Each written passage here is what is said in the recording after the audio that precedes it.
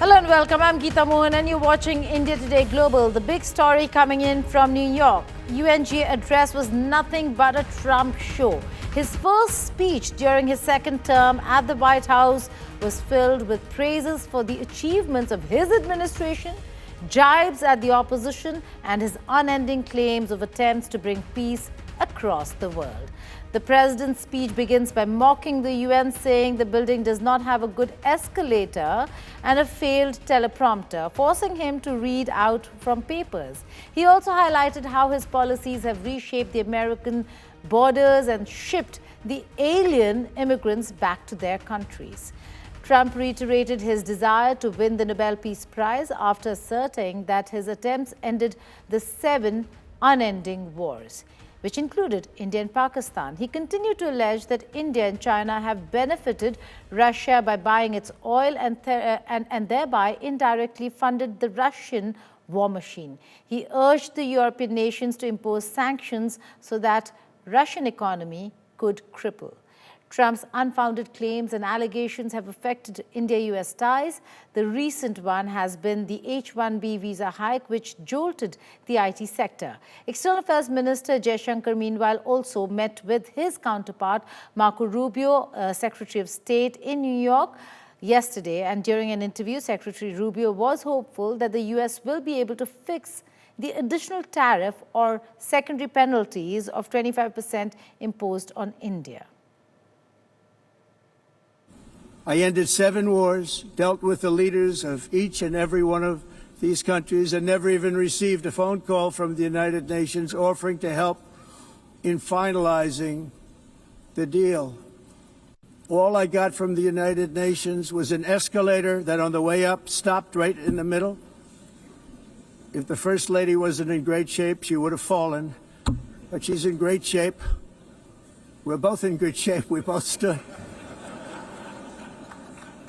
And then a teleprompter that didn't work. These are the 2 things I got from the United Nations, a bad escalator and a bad teleprompter.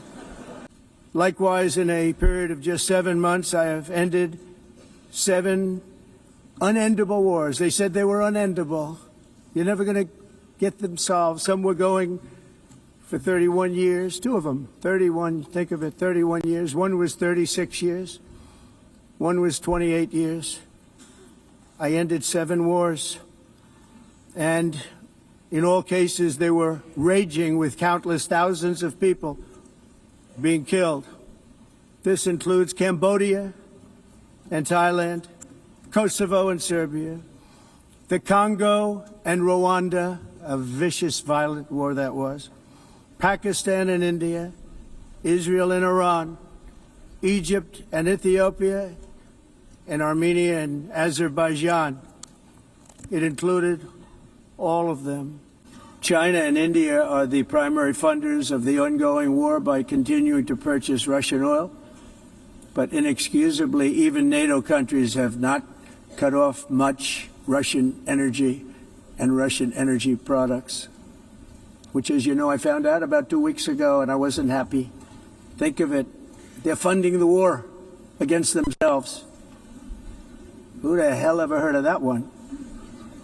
In the event that Russia is not ready to make a deal to end the war, then the United States is fully prepared to impose a very strong round of powerful tariffs, which would stop the bloodshed, I believe, very quickly. But for those tariffs to be effective, European nations, all of you are gathered here right now, would have to join us in adopting the exact same measures.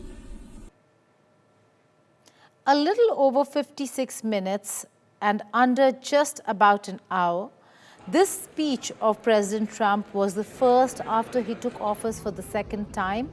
And while we saw a lot of cheers and laughter last time around, this time nobody laughed. There is an absolute eerie silence and discomfort when it comes to the speech made by President Trump in what he's saying and portraying to the world. It began with him entering the United Nations General Assembly building, like you see on the screens, but also as soon as President Trump and the First Lady stepped on the escalator stopped working, and then they had to walk up the stairs or the escalator. Clearly, that was not the only problem that President Trump faced. The other big problem was the teleprompter stopped working, and therefore, the beginning of President Trump's speech focused on the fact that it's a dysfunctional or malfunctional United Nations. It's broken, and President Trump tried to fix it. He pitched to build the building and was not given the opportunity. Pranay Upadhyay, my colleague, joins me for more on this. Pranay, he began with by hurling insults at the United Nations, and it continued with lecturing to many of the nations as well.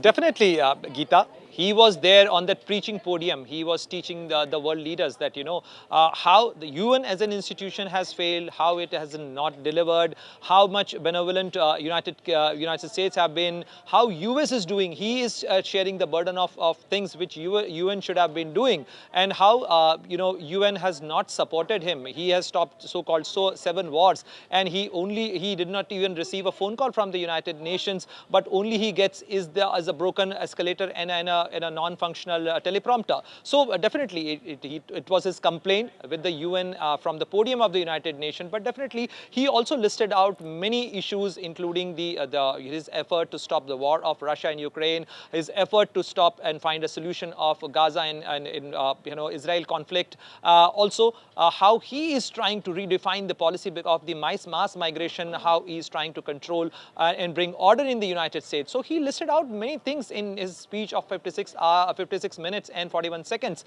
It was a long speech, but definitely it has its own ramification. It has own impact, because when the US president speaks, definitely it has its own impact on the global policy and the way the global order functions, because he holds an important position. Right, Pranay, also explain to us how this works. On the one hand, we have Dr. Jaishankar and Rubio meeting that took place in New York. On the other hand, we have Piyush Goyal meeting with trade representatives in Washington, D.C. But President Trump keeps pressing the Europeans now to impose sanctions like America did. And he is telling or blaming India and China for the war. How does this work, this equation? Very interesting and a very complicated situation, Geeta. On one side, United States is engaging with India at the ministerial level. You mentioned out both the meetings and the engagement. Not only that, US President himself has posted on social media that he hoped that soon India and United States bilateral trade agreement will be concluded. Both the countries are taking forward their relationship, how US is engaging with India. But on the other side, he keep harping that issue that how India's oil purchase from Russia is fueling the Russian war machine. However, India has umpteen time explained its position that why it is a compulsion, why it is a requirement of India to ensure its energy security, and unless we have been given a steady source of energy supply, we are compelled to buy the Russian oil, and which is the requirement for India. But on the other side, if you see how he is dealing with this relationship, I think that engagement, unless it reached some final solution, it hasn't reached to him, and he thinks that from that UN podium, he requires to mention that thing. But if you notice one thing, besides India and China, he actually called out the EU countries, European countries, that they are on one side fighting with Russia, making a call to fight Russia. On the other side, they are the one who are actually buying the large volumes the Russian oil and gas. Right. In fact, it seemed like he blamed everybody but the United States of America under him. Pranay Upadhyay, thank you so much for joining us here.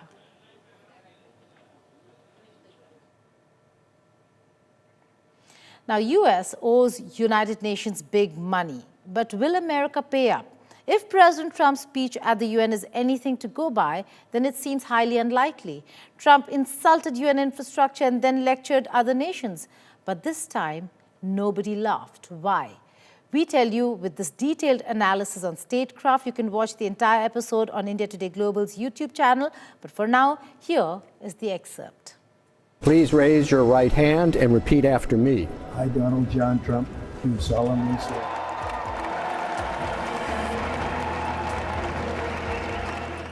Donald Trump has stormed back into the United Nations in 2025 with a swagger that no longer draws laughter but chills.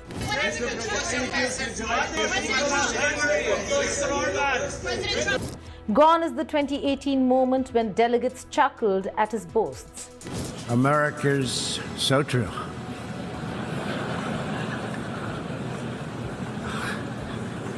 Didn't expect that reaction, but that's okay. Now they lean forward, wary, calculating, bracing. In his second term, the America First president is not merely withdrawing. He's wielding America's wallet like a weapon. Over $3 billion in unpaid dues, historic cuts to peacekeeping and humanitarian programs, and a shuttered U.S. aid send one message: comply or go broke. World leaders know flattery won't work and that their budgets may collapse if Washington turns the tap.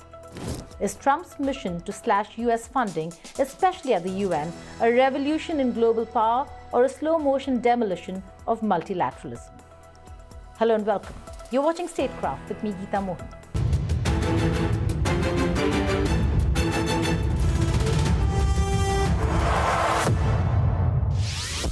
We've all had our moments in childhood where our parents would threaten to lessen or withdraw our pocket money in order to force us to listen to them. This is exactly how Trump has been treating the United Nations, like a disobedient child. Since January 20, 2025, Trump has frozen nearly every foreign aid disbursement, dismantled US aid, and invoked the first pocket recession in 50 years to cancel $5 billion Congress had approved for international programs. This isn't routine belt tightening, it's an audacious test of how far a US president can go in bypassing lawmakers to punish or pressure global institutions. The UN's budget is already down 15% for 2026. Agencies are merging and jobs are being slashed. Allies from Europe to Africa whisper about contingency plans. Will this strategy bend the UN to America's will or push the world body into China and Russia's arms instead? But critics see coercion, not conciliation. The United States, historically UN's indispensable funder, is now its biggest delinquent. That delinquency has become Trump's leverage. Numbers tell the story. Mid-2025, an extra $5 billion in foreign aid eliminated. Earlier, $9 billion clawed back. August 29th, first pocket recession since 1977 cancels billions from US aid's development accounts. Programs on poverty reduction, climate, and inclusion wiped off the ledger. September 13th, funding suspended for flagship health initiatives, triggering warnings of immediate harm to patients worldwide. September 22nd, 23rd, Trump arrives at the UNGA with the US already $3 billion behind on dues and an unprecedented 15% cut baked into the UN's 2026 budget. The message is clear: multilateralism will live or die on America's terms. Trump's funding cuts don't stop at the UN's main budget. He's already withdrawn from the World Health Organization and the UN Human Rights Council, slashing America's footprint in agencies once central to global coordination on pandemics, rights, and development. Trump's defunding drive coincides with diplomatic isolation over Palestinian statehood. France, Belgium, the UK, Australia, and many others formally recognize Palestine. The US doubles down on Israel. Allies weigh whether to distance themselves or try to outflatter Trump. Meanwhile, the administration touts tariffs, border crackdowns, and ended wars as proof its approach works. At home, critics warn of lost influence. Abroad, leaders whisper about a post-American UN. The UN must decide whether to reform under pressure, seek alternative financing, or drift into irrelevance. Nations from Europe to Africa to Asia must decide whether to stick with a cash-strapped UN or pivot to other platforms. Trump says Tylenol causes autism, but does science back it up? Donald Trump has claimed that taking Tylenol during pregnancy could cause autism. What is Tylenol? It's a brand name for what we call paracetamol in India. But what's the real story? Sneha Mordani with this report.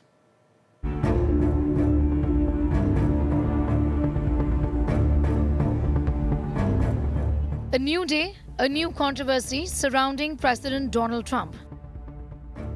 This time it is a popular paracetamol which has got terrible press from the mercurial leader. Tylenol is now under scanner. Trump has linked the popular paracetamol to autism, asking pregnant women not to consume it. First, effective immediately, the FDA will be notifying physicians that the use of acetaminophen, which is basically commonly known as Tylenol, during pregnancy can be associated with a very increased risk of autism. Experts are saying this is utterly careless and irresponsible. I think that this is something which is irrelevant at the moment. We do not have any clinical data. We do not have proper trial and analysis to comment something like this. It is a very serious allegation which you are putting, and I think that the medical team needs to verify and clear up with their mindset before coming up with such bizarre ideas. The fact is that pregnant women in general are advised to not take any medications, especially in the first trimester, given that there could be risks involved. Drugs or medications taken in pregnancy can cross the placenta and impact on the developing baby. There are a range of possible effects, but here, Trump has singled out a popular paracetamol available and used widely all over, including in India. And this will have serious implications, will cause confusion, panic, and vilification of a medicine considered the only safe over-the-counter option for pain or fever for pregnant people. Fact is, the science on the connection between Tylenol and autism is not settled. A 2024 peer-reviewed Swedish study published in JAMA that included more than 2 million children found no association between acetaminophen taken in pregnancy and autism, attention deficit hyperactivity disorder, or any other neurodevelopmental disorder. Science has shown autism is mostly rooted in genetics, with the discovery of several hundred genes that play a role. Those genes can be inherited even if the parent shows no signs of autism, or mutations can occur as the brain is developing and its rapidly dividing cells make mistakes.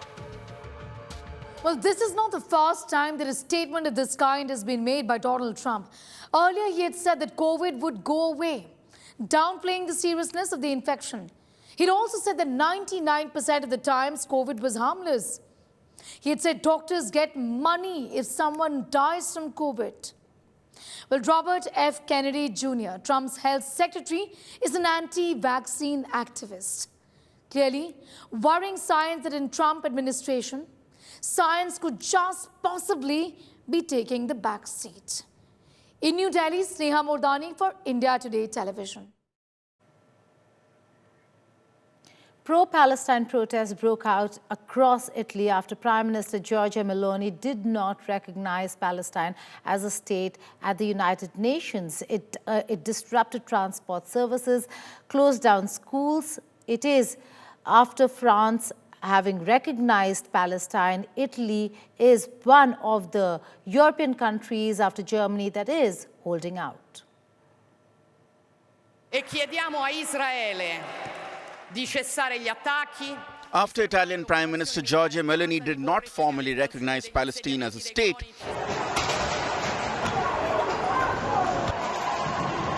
pro-Palestine supporters came out onto the streets across the country to protest against the stand of their Prime Minister. This is an extraordinary showing. There are strikes and demonstrations in 65 cities with 90% participation in public transit and 50% of railway workers. It is a powerful, popular message against the logic of war and against the genocide of Palestine. The government should take note and reflect. Immediate serving of relations with Israel. Hundreds of pro-Palestinian demonstrators marched onto the port of Genoa, one of the many ports blocked in Italy by dock workers and protesters, demanding Italy stop being used as a staging post for the transfer of arms and other supplies to Israel that is at war with the Hamas in Gaza. The protests were part of a nationwide strike called by trade unions against the mass killings of Palestinians in Gaza. According to local media, more than 10 people were arrested in Milan and around 60 police officers suffered bruising or more serious injuries. Transport services also faced disruption, and a number of schools across Italy were closed following strikes called by a group of unions in solidarity with the Palestinian people. Violence flared at a pro-Palestinian protest at the center of Milan. In the southern city of Naples, there were skirmishes with the police as protesters forced their way into the main railway station.